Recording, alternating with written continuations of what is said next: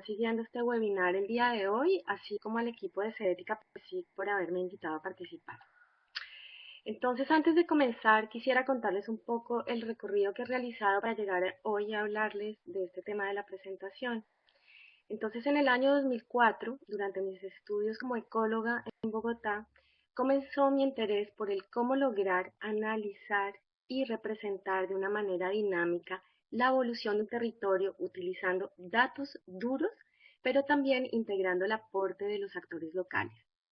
Y es así que encontré un método llamado Companion Modeling o modelamiento de acompañamiento, de lo que les hablaré más adelante, que me permitió no solo analizar un problema y validarlo con los actores locales, sino también desde una perspectiva de investigación, acción participativa, implicarlos en la identificación del problema, la representación de la situación y la búsqueda de sus propias soluciones.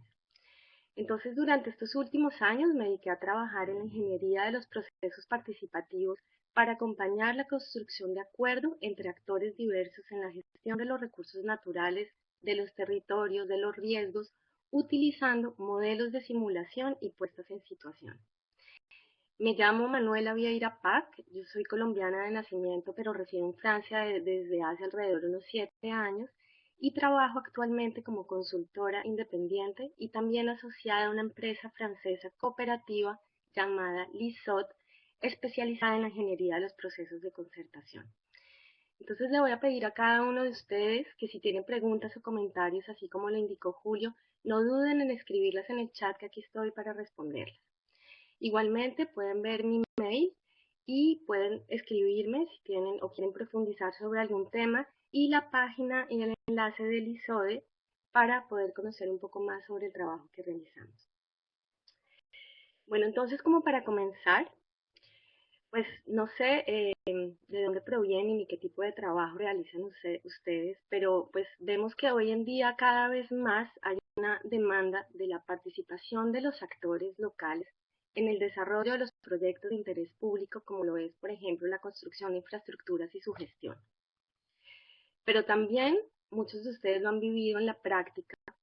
Conceptualizar la participación en los proyectos, que también implican abordar aspectos técnicos, sociales, económicos, ambientales a diferentes escalas, es muy complejo. Y además de tener esto en cuenta, los impactos de estos proyectos son generalmente impredecibles e inciertos. Entonces, frente a estas dificultades, debemos buscar nuevos métodos que nos permitan tomar en cuenta los diferentes conocimientos que pueden ayudar a ejecutar mejor un proyecto. Asimismo, permitir el diálogo entre los actores que se van a ver afectados o beneficiados por ese proyecto, y finalmente acompañarlos a proyectarse en el futuro. Entonces, teniendo en cuenta esto, el objetivo de esta presentación es poder abordar el interés y los límites de la participación y de la concertación, así como a través de una metodología innovadora, implicar a los actores en la construcción del proyecto y su gestión. Entonces, para esto voy a comenzar explicando algunos conceptos de lo que es la participación y la concertación. Igualmente haré una introducción al método Companion Modeling, de los que le hablé anteriormente, y ilustraré un estudio de caso concreto con la aplicación de esta metodología para finalmente hacer algunos aportes sobre la metodología y asimismo, a través de la experiencia que he adquirido en estos años, evidenciar los límites y los elementos que podrías y es importante tener en cuenta al establecer procesos de concertación.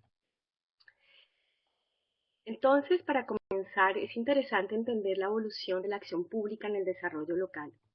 Hasta los años 70 y 60 y 70, las políticas se construían de arriba hacia abajo, lo que se llamaba el top-down, y se utilizaba el saber experto de los científicos para establecer las decisiones, y esas decisiones, además de todo, eran centralizadas.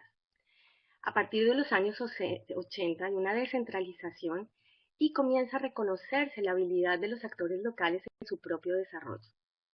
En efecto, hay un cambio en el paradigma dominante a favor de una mayor repartición de los poderes.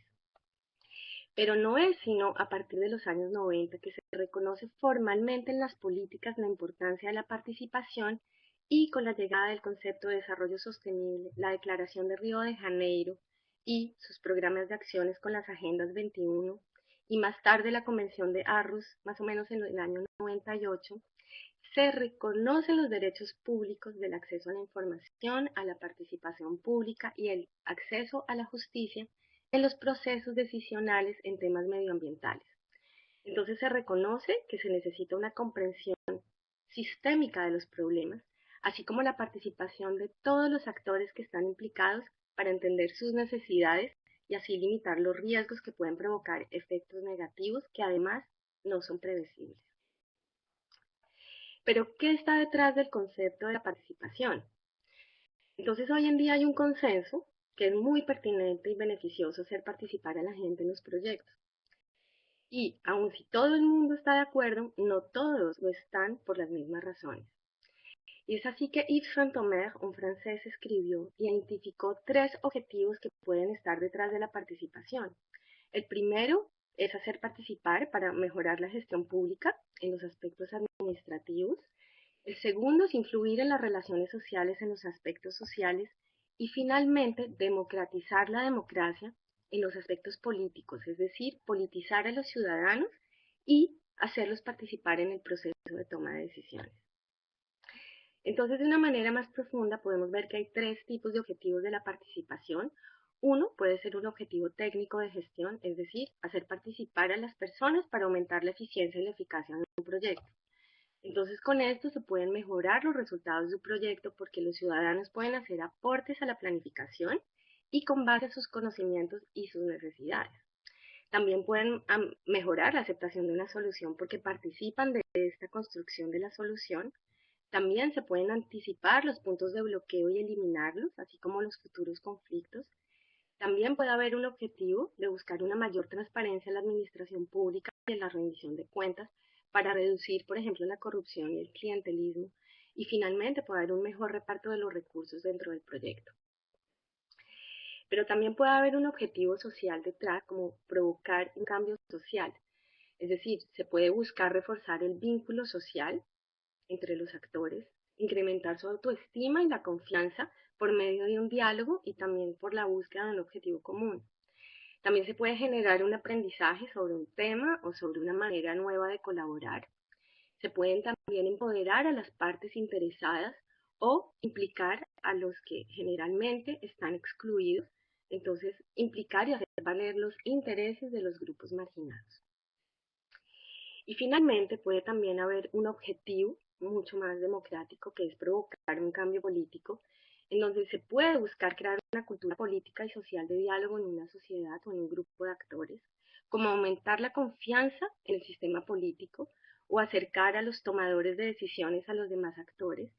También se puede mejorar la calidad democrática de la decisión generada o legitimar algunas instituciones. Entonces, teniendo en cuenta estos tres objetivos, pues me gustaría que ustedes reflexionaran también un poco sobre el tipo de objetivos que puede haber detrás de la construcción de proyectos de infraestructura o en los proyectos en los que están trabajando. Entonces, no necesariamente hay que tener un objetivo, se pueden tener las tres dimensiones cuando se construye un proyecto participativo. Pero así como también hay objetivos de la participación, también hay diversas finalidades de los procesos participativos. Entonces, en el año 69, Einstein describió e identificó, bueno, construyó una escalera de evaluación de la participación de los actores y él identificó 8 niveles de participación que clasificó en 3 niveles. Cuando no hay participación, y en estos niveles se supone una pasividad del público a quien se proporcionan informaciones que muchas veces están sesgadas y son parciales. También está la participación simbólica, donde al público se le informa lo que se va a hacer o lo que ya se hizo, pero también se le puede conceder la palabra, pero no tiene este público ningún poder sobre la consideración de su punto de vista en la toma de decisiones.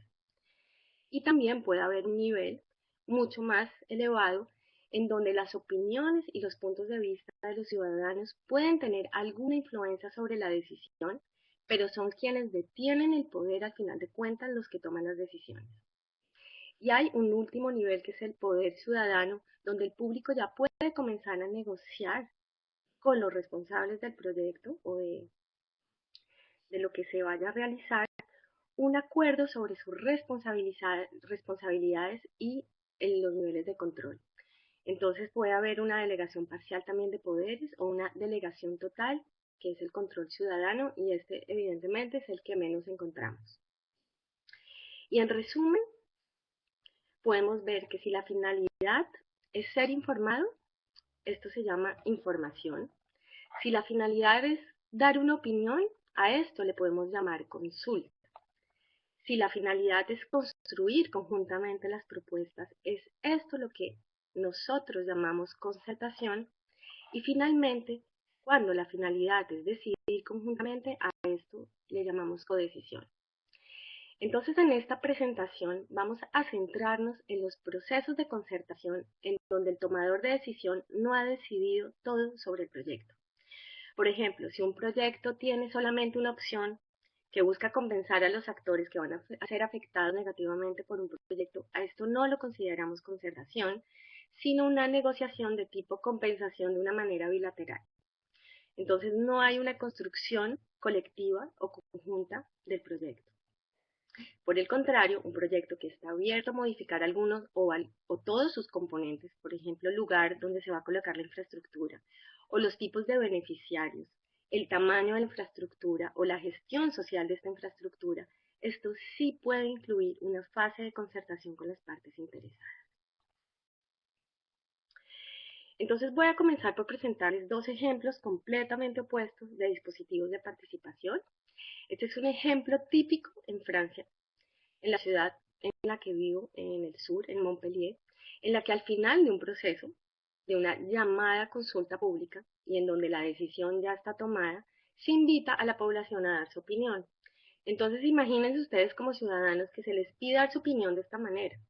O sea, en un panel donde no se ve lo que dice y además en el papel dice que el informe de la consulta está disponible para poder ser observada en tal hora, es decir, puede ser de 1:30 de la tarde a 3 de la tarde en un lugar que no sea asequible para todo el mundo. Pero aquí tenemos un ejemplo opuesto a este, que es el presupuesto participativo. Este fue creado en Porto Alegre, en Brasil, y es un mecanismo de consulta y diálogo entre la comunidad y las autoridades que busca vincular de una manera durable a los ciudadanos en las deliberaciones en materia del presupuesto municipal. Y aquí la idea es mejorar la asignación de los recursos públicos de acuerdo a las prioridades y necesidades de los actores locales. Este se ha adoptado en varios municipios latinoamericanos y en colectividades europeas. Este también es un ejemplo interesante, es la Conferencia de los Ciudadanos, que también es una herramienta que permite el debate público y se utiliza para, por ejemplo, clarificar y orientar la toma de decisiones cuando hay situaciones complejas en temáticas que son muy controversiales, medioambientales o innovación tecnológica.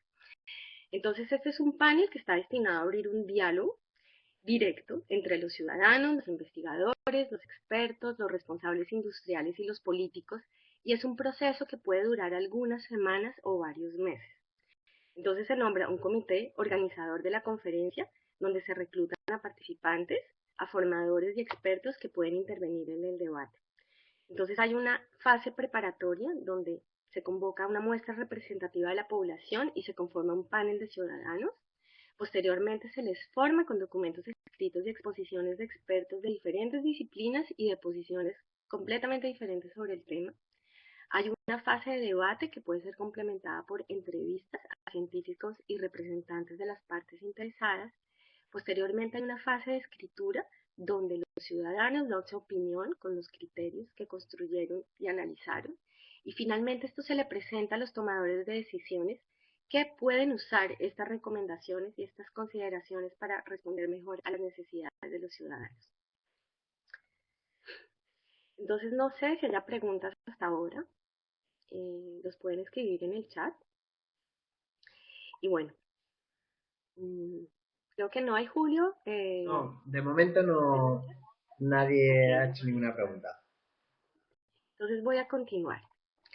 Entonces, a pesar de que existen varios dispositivos que permiten implicar a los actores sociales en las propuestas, un proceso de participación debe planificarse de una manera estratégica, debe formalizarse y debe responder de una manera coherente a los objetivos que se quieren alcanzar, pero igualmente al contexto en el que se encuentra inmerso. Entonces, para esto les voy a presentar el enfoque COMMOD, Companion Modeling, que permite de una manera estructurada implicar a los actores en el proceso de concertación dentro de un proyecto. Entonces voy a partir de las constataciones que hay hoy en día, y es que los territorios en donde se realizan proyectos, por ejemplo, de infraestructura, son muy complejos, porque hay una imbricación de varias dinámicas naturales y antrópicas, como por ejemplo la deforestación, el urbanismo, el desarrollo económico, la innovación o también el cambio climático, que tienen detrás dimensiones ecológicas, sociales, económicas, políticas y que además de todo se encuentran a múltiples escalas. Y estas dinámicas, además de todo, son controladas por actores completamente diferentes que tienen racionalidades y objetivos diferentes, y en parte casi nunca estos actores están coordinados, por lo que sus acciones están generalmente sectorizadas y se limitan a una escala. Y además de todo, el conjunto de sus acciones producen impactos que son completamente, muchas veces, imprevisibles. Entonces, frente a esta complejidad, la ciencia ha propuesto un abanico de herramientas y métodos que nos permiten comprender las dinámicas, pero de una manera sectorial. Poner también en evidencia lo que está detrás de estas dinámicas. También nos permite identificar las lógicas sociales e institucionales que conllevan a los actores a establecer ciertas acciones. Y finalmente nos ayuda a prever la evolución de los territorios o los impactos que puede llegar a tener un proyecto a través de la construcción de modelos. Entonces me voy a centrar en este punto porque en el método que les voy a presentar, los modelos se convierten en una herramienta central para generar el diálogo entre los actores. Entonces, a partir del año 93, diferentes investigadores del CIRAD, de la unidad GREEN, el CIRAD es el Centro de Investigación Agronómica para el Desarrollo en Francia, comenzaron a cuestionarse acerca de la dificultad de integrar las interacciones humanas y las racionalidades de los actores en los modelos predictivos que eran utilizados en la gestión de los territorios. Además, también se cuestionaron sobre la ausencia de datos duros para alimentar los modelos, o si bien si esos existían, sobre la persistencia de las incertidumbres. Y también se cuestionaron sobre la dificultad de tomar en cuenta los resultados de los modelos predictivos dentro de la toma de decisiones.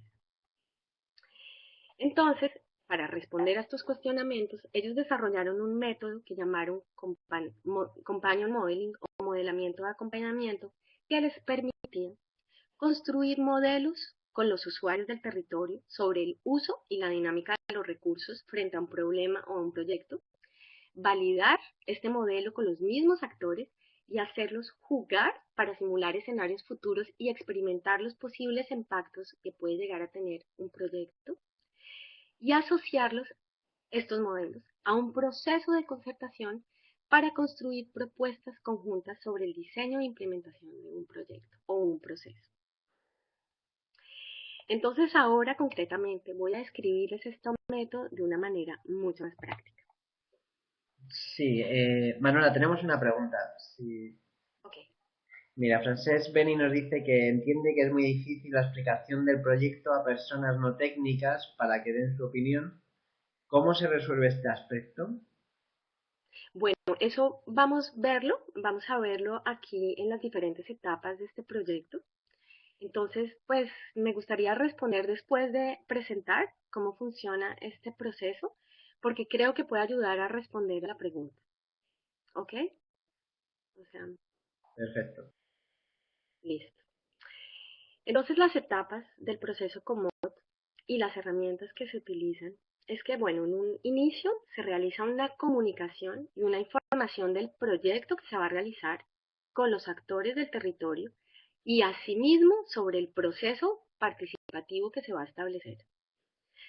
Posteriormente, se define conjuntamente con algunos actores del territorio que ya, por ejemplo, están interesados de participar en el proyecto sobre el tema que es necesario concertar.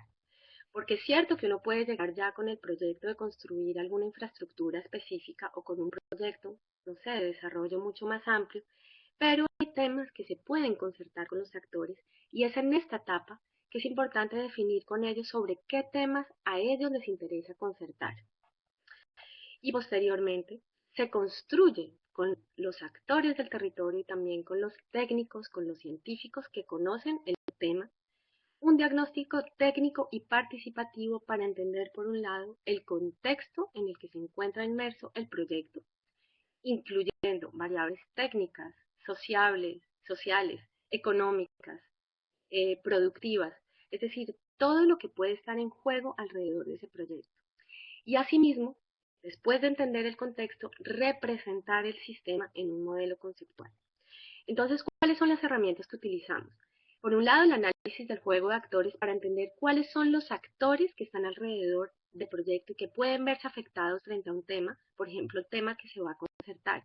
¿Quiénes tienen interés y quiénes tienen el poder? Muchas veces hay actores que tienen interés, pero no tienen poder, y otros que tienen mucho poder y que pueden bloquear, pero no tienen interés. Entonces, posteriormente, para poder representar el sistema, utilizamos una herramienta que se llama el modelamiento participativo ARDI, que son los actores, los recursos, las dinámicas y las interacciones.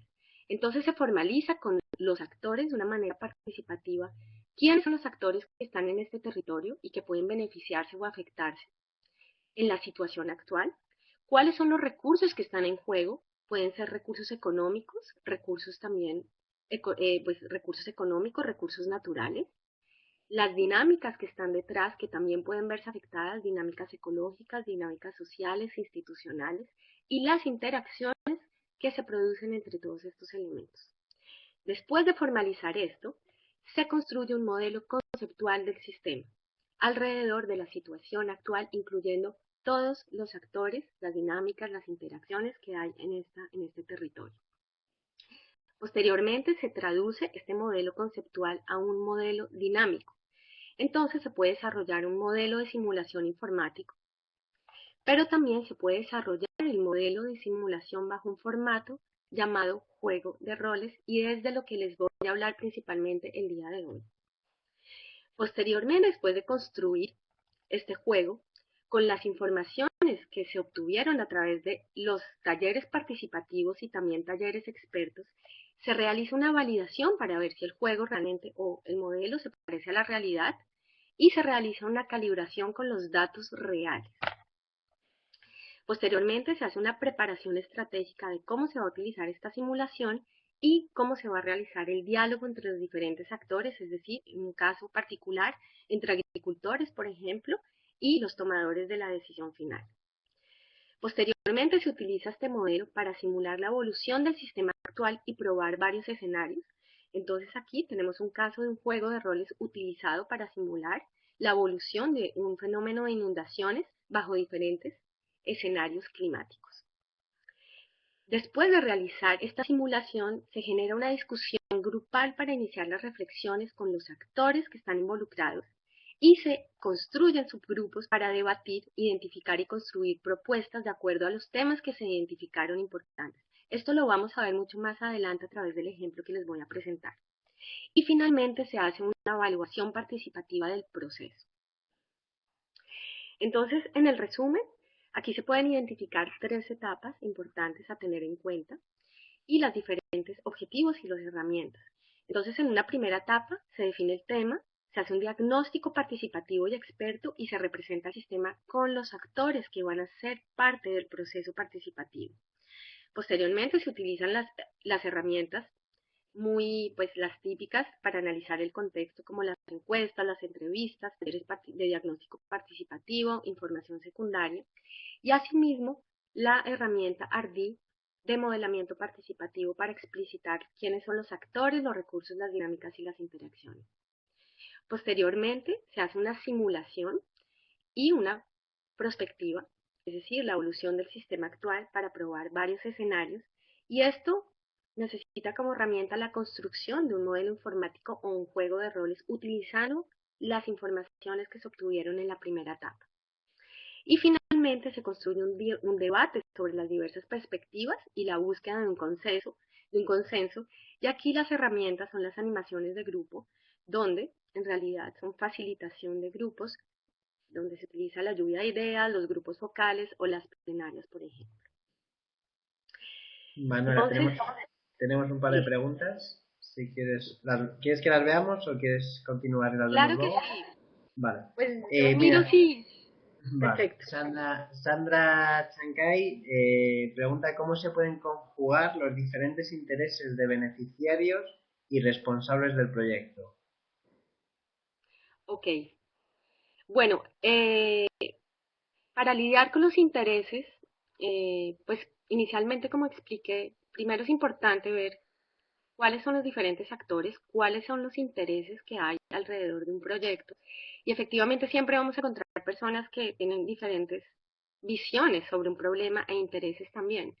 Entonces aquí es donde está como lo interesante de la herramienta juego de roles, porque ahora sí les voy a mostrar en este caso particular la utilidad que tiene utilizar un modelo de este tipo. Porque en realidad lo que se hace es poner a los actores en los zapatos de los demás y esto les permite ver las razones por las que los demás llegan a colocarse en la situación o tienen ciertos intereses o sí, ciertos intereses particulares que los lleva pues, a encontrarse en una situación que puede ser opuesta al de los demás. Entonces, pues podemos tal vez hablar de este tema un poco más adelante, cuando finalice esto, porque de pronto no respondo fácilmente a esta pregunta, ¿sí? Y no sé si había otra pregunta, Julio. Sí, Manuel, la otra era de Rafael, que dice, ¿cuál es el rol de los actores sociales y cómo se interrelacionan? Ok, el rol de los actores sociales es absolutamente activo porque ellos hacen parte, como expliqué en esta parte metodológica, ellos están desde el inicio del proceso inmersos en la definición del problema. Entonces, cuando se inicia el proyecto, ellos ya son partícipes de lo que se va a concertar, porque ya desde el inicio se hace un trabajo con ellos.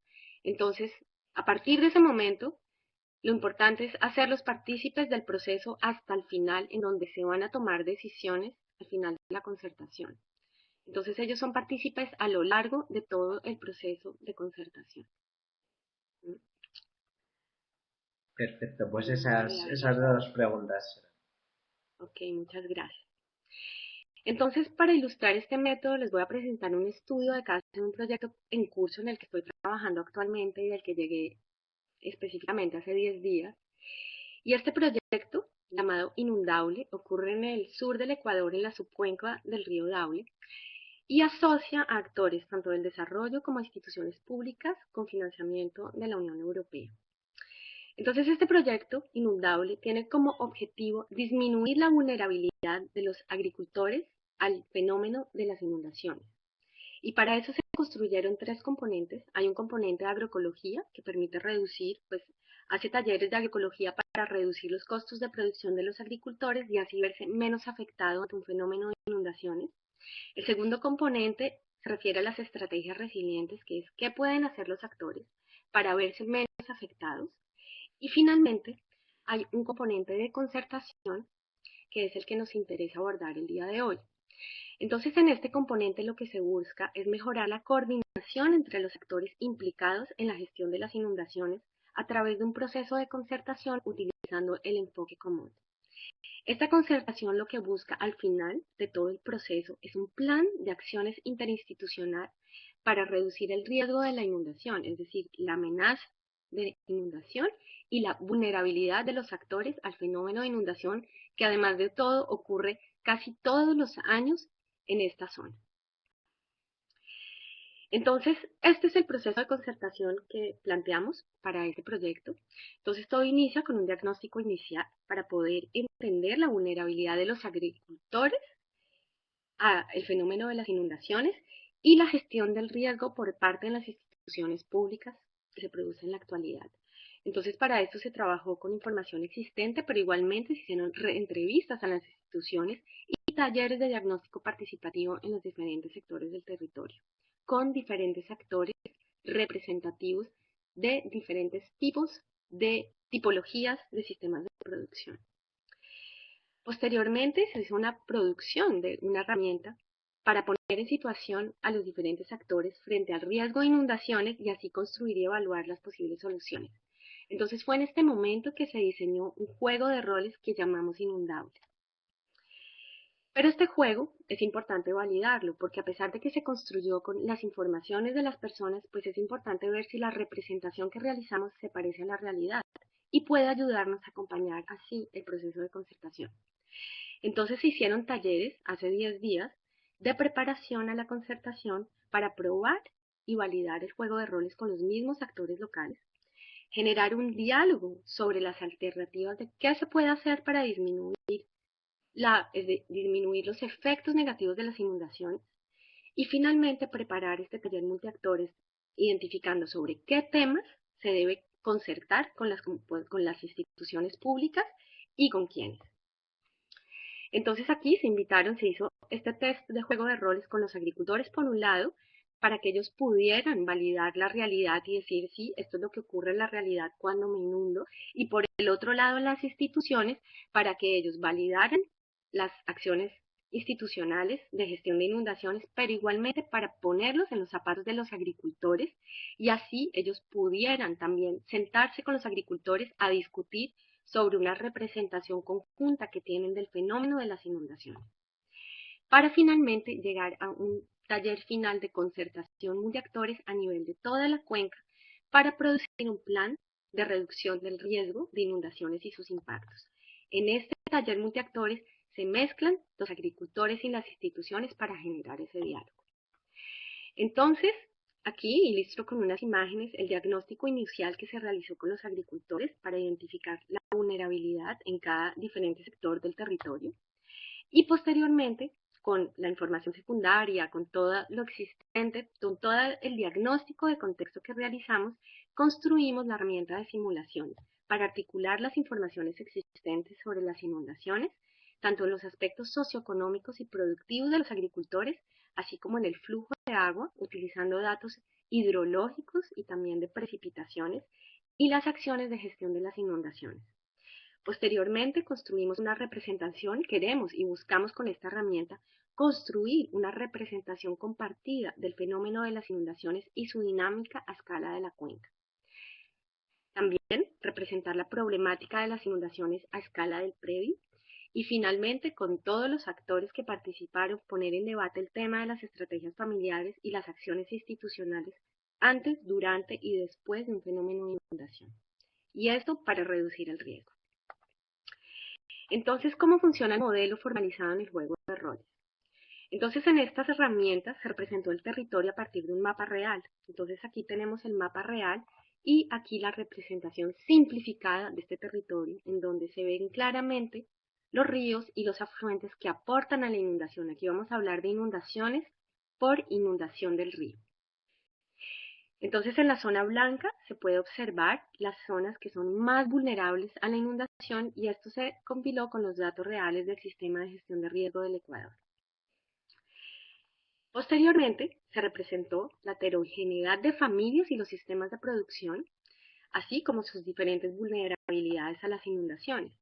Entonces, a cada uno de ellos, dependiendo, se les entregó, se localizaron en el espacio a lo largo de la cuenca según diferentes tipologías de agricultores identificados también en la realidad y se les entregó a cada uno de ellos unos roles ya predeterminados que representan actores reales del territorio que tienen diferentes recursos dentro de sus fincas, como por ejemplo el arroz, el cacao o la ganadería, que les generan costos de producción, pero asimismo ingresos que pueden verse afectados por las inundaciones.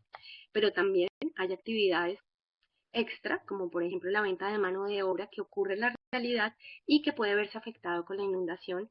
Y finalmente, los aspectos mucho más sociales de las familias vinculados a la vivienda y otros aspectos que no les voy a mostrar aquí, pero por ejemplo, evaluación de el acceso al agua potable y otros temas que pueden verse afectados por las inundaciones. Entonces, esta es la ficha de rol de un jugador agricultor que está expuesto de manera diferenciada a la inundación. Algunos tienen en zona alta, algunos cultivos, otros en zona baja, y estos son mucho más expuestos a las inundaciones que los de la zona alta. Entonces, estas configuraciones variaban de rol en rol. Y además de todos estos actores tenían acciones que les permitía desarrollar su economía familiar. Pero así como había jugadores que representaban a los agricultores, también había un rol que representaba la institución pública, como pueden ver aquí a la izquierda, que está a cargo de la gestión de las infraestructuras y las acciones de prevención y gestión de la crisis. A este actor se le solicitaba de establecer acciones como por ejemplo dragado del río por sector que tenía influencia sobre la capacidad del río de soportar una inundación, de soportar pues, un caudal. También tenía acciones como construir muros de protección o un monitoreo de la hidrología de la cuenca. Todos estos datos fueron calibrados con datos económicos reales. Entonces, en cada ronda de juego se simula un invierno con un escenario climático aleatorio que puede representar un invierno normal, un invierno fuerte o un fenómeno de niño. Entonces se simula el caudal del río utilizando unidades de agua que en la vida real representan 50 metros cúbicos por segundo. Entonces, si el caudal es superior a la capacidad del cauce, que ustedes ven ahí que dice capacidad máxima, en cada sector del río, entonces se produce una inundación, que es como se observa aquí en la imagen, donde cada unidad sale y se provoca una inundación que afecta a las diferentes familias que viven en ese sector. Para calibrar este modelo se tomaron los datos reales de los caudales medidos en varios años y sin embargo ustedes pueden ver que hay una gran falta de informaciones, son las casillas que están en varios colores y esto nos evidencia que muchas veces debemos trabajar con incertidumbres. Entonces estas incertidumbres nos obligaron a formular varias hipótesis que tuvimos que validar con los actores locales para podernos asegurar de que el modelo representa realmente lo que ocurre en la vida real. Entonces, cada inundación genera impactos de manera diferenciada en cada sector del territorio, en donde dependiendo del número de unidades de agua se producen afectaciones diferentes. Desde la pérdida de la producción, entonces aquí los jugadores, agricultores, ven esta pérdida reflejada en los ingresos que reciben dentro del juego. Y también se ven afectadas las infraestructuras presentes donde a lo largo del juego puede haber destrucción de puentes o familias en peligro que obliga finalmente a los jugadores a establecer acciones de emergencia ante un evento o también acciones post-crisis y estrategias de prevención. Entonces aquí son las acciones, por ejemplo, que puede realizar una institución, que son asistencia a la población o construcción de un puente pequeño pero que tiene impactos sobre el flujo de agua, mientras que una construcción de un puente grande tiene otro tipo de impacto diferente para el próximo año o las próximas rondas. Asimismo, hay efectos que afectan la producción de los agricultores, como por ejemplo el daño de un camino, pero las instituciones en el juego tienen la posibilidad de reparar los caminos secundarios. Los actores agricultores, por su lado, tienen la opción de bombear agua de las parcelas para poder salvar una parte de su producción, pero dependiendo del tipo de inundación que se produce. También pueden construir muros o alquilar canoas en los casos extremos y otras acciones que no las coloqué aquí. Entonces realizamos una simulación del juego con los agricultores para validar el realismo del juego en torno al impacto de las inundaciones sobre los aspectos productivos, económicos y sociales en cada tipología de productores y asimismo para conocer sus estrategias y acciones, las que implementaron durante el juego y que podrían implementar en la vida real para verse menos afectado con las inundaciones. Estas son imágenes que realizamos en esta zona hace 10 días, efectivamente, con los actores para validar la representación de las inundaciones y de sus impactos. Igual hicimos con las instituciones públicas, con representantes para validar el realismo de la gestión de las inundaciones y también, como les indiqué anteriormente, colocarlos en los zapatos de los agricultores y con base a la vivencia que tuvieron discutir sobre qué podrían hacer a escala de la cuenca y a escala del predio para verse menos afectados por las inundaciones. Entonces estas discusiones después del juego permiten identificar y priorizar los temas relevantes que podrían abordarse en un taller de concertación entre agricultores e instituciones. Entonces, aquí podemos ver que de un total de 162 votos que hubo, de 50 participantes, 32 representantes de agricultores y 22 representantes de instituciones públicas, evidenciaron que si bien hay un manejo del flujo es importante el manejo del flujo a través de las infraestructuras, también es importante, porque bueno, es importante que se construyan diques, muros en sectores del río. También hay temas que son prioritarios de abordar, como lo son los aspectos productivos y sociales que a final de cuentas también hacen muy vulnerables a los agricultores frente a la inundación. Entonces este proceso va a continuar con los mismos actores y además con los tomadores de decisiones para poder profundizar en cada tema y llegar a producir un plan de acciones a final de este año. Tenemos una pregunta ¿Ok? de Simón Catchpole que comenta: ¿se involucran los expertos técnicos, ejemplos, hidrólogos, en el JDR?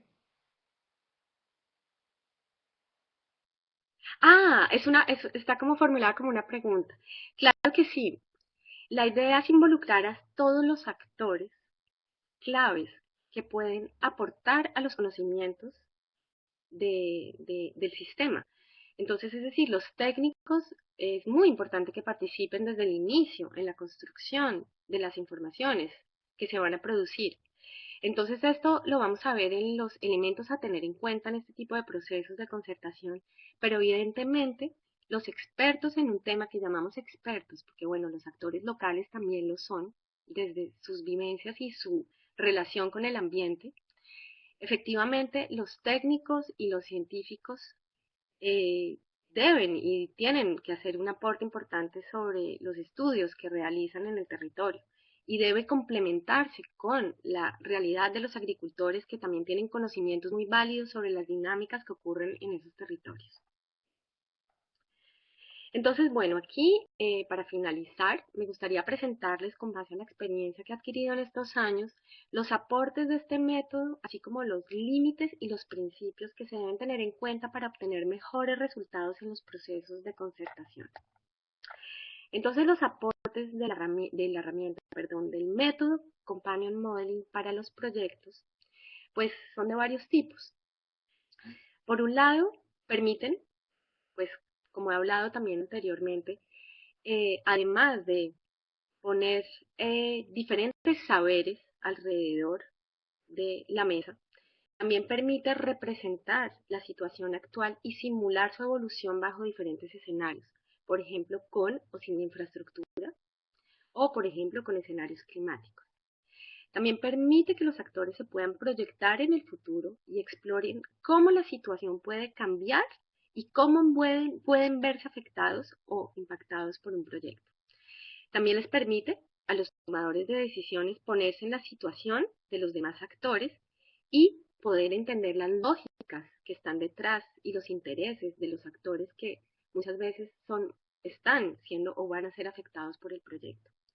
También permite evaluar los impactos sociales, ambientales, económicos de un proyecto de una manera participativa y, al final de cuentas, permite debatir con todas las personas que se involucraron y también integrando los diferentes puntos de vista, las orientaciones estratégicas de una manera estructurada.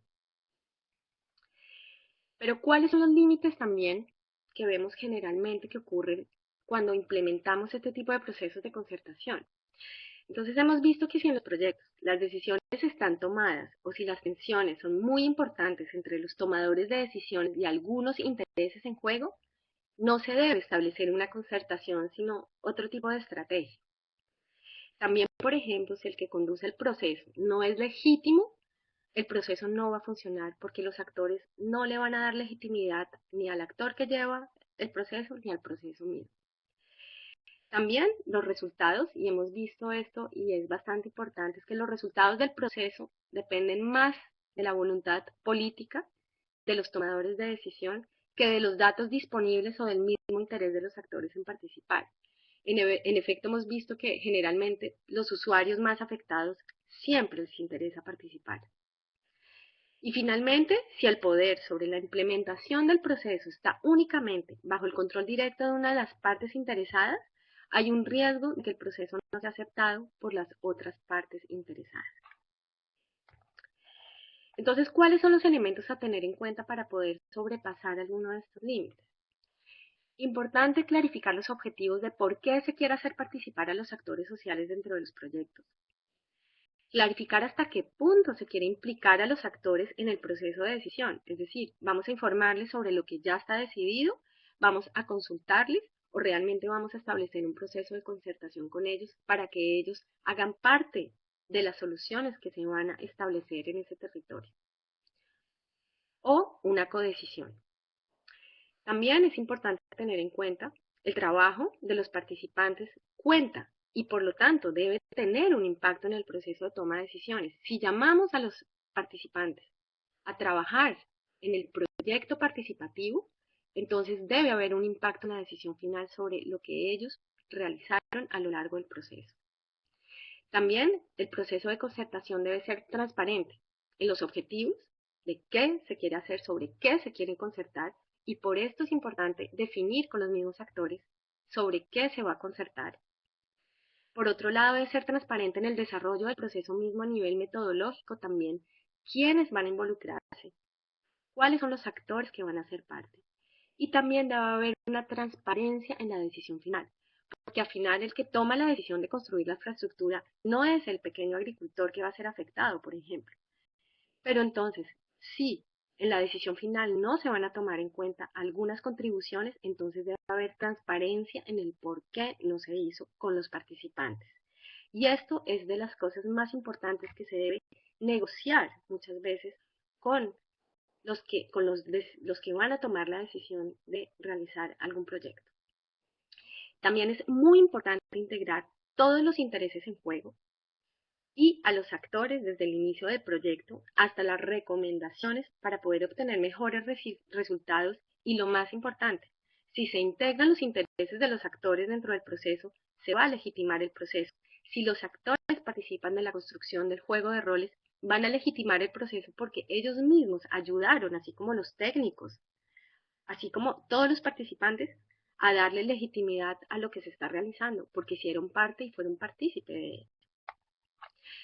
Otro elemento a tener en cuenta es permitirle a los actores realizar un autodiagnóstico de sus necesidades y sus prioridades frente al proyecto. No podemos llegar y considerar lo que los demás necesitan o qué es importante para ellos si no se lo preguntamos a ellos. Es lo mejor hacer esto y es lo más importante también. Integrar los conocimientos técnicos y científicos en una perspectiva de contribución. Entonces, ¿por qué digo esto? Porque efectivamente a veces pensamos que tenemos los conocimientos técnicos porque tenemos los datos duros sobre lo que ocurre en un territorio o sobre una dinámica específica, pero entonces desde esta metodología, este método, nosotros tenemos el supuesto que en realidad todos los conocimientos son válidos, por lo tanto, no, los conocimientos científicos y técnicos, pues idealmente no deben llegar con una contribución descendiente, sino más bien de contribución a los conocimientos que se van a dar y se van a realizar sobre ese territorio. También es importante reconocer las incertidumbres. Como les mostré, en nuestro caso, siempre vamos a encontrar incertidumbres y debemos trabajar con esto. Y también debemos tener en cuenta la multiplicidad de puntos de vista que puede haber. Entonces, pues al reconocer que hay incertidumbres, pues podemos también construir con los propios actores las hipótesis sobre las informaciones que no existen. Y esto no le quita validez al modelo, por el contrario, le da mucho más valor. Otro punto importante a tener en cuenta, la neutralidad en la facilitación del proceso.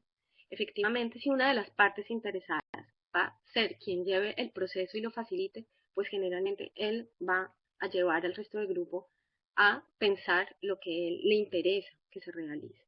Entonces, lo ideal es que haya una neutralidad en la facilitación y por eso generalmente se convoca a actores externos para que realicen este proceso.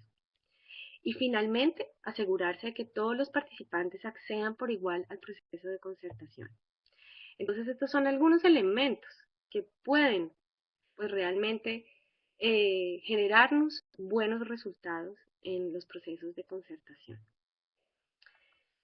Entonces, sí, aquí termino. Entonces, muchas gracias por su atención. Pues ahora sí, me gustaría saber si hay otras preguntas complementarias a las que pueda responder.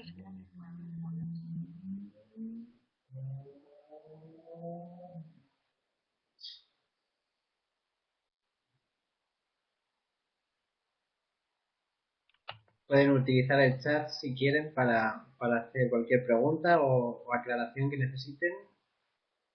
Total, no sé si respondí a las preguntas de quienes mm, hicieron sus preguntas a lo largo Sí, de la mira, presentación. Simón está preguntando si es posible tener una copia de ella. Sí, la presentación está siendo grabada y también el documento, si no tiene inconveniente Manuela, pues lo publicaremos en la web. Bueno, de todas maneras, si tienen algunos cuestionamientos, aquí está mi correo electrónico. Igualmente pueden ingresar a la página del ISOT y aquí pueden conocer mucho más sobre el trabajo que realizo con el equipo del ISOT. Y bueno, esto es una metodología innovadora que pues efectivamente no se ha implementado mucho en algunos casos en América Latina. Entonces aquí pueden encontrar algunos casos de estudio particulares si les interesa ahondar aún más.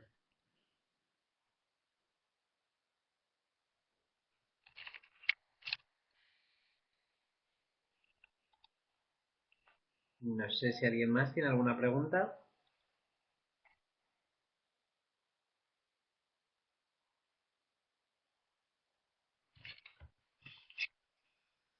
Sandra nos dice gracias, muy interesante. Gracias.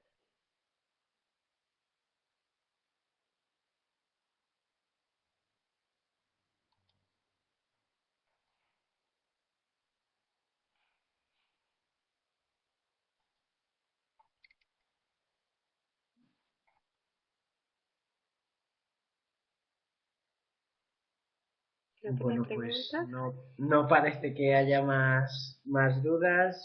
Jimmy nos dice gracias por la presentación. Pues Manuela, si quieres ya finalizamos. Por nuestra parte, desde Capesic y la Fundación CD, darte las gracias por tu tiempo, por esta presentación que creo que ha sido muy clara. O sea, yo sin ser experto del tema, pues creo que lo he podido seguir bien. Y, y pues nada, agradecerte tu tiempo y esta presentación que has realizado. Ok, muchísimas gracias a todas las personas que participaron. Y bueno, estoy disponible si tienen algunas preguntas a futuro. Muchísimas gracias, Julio, y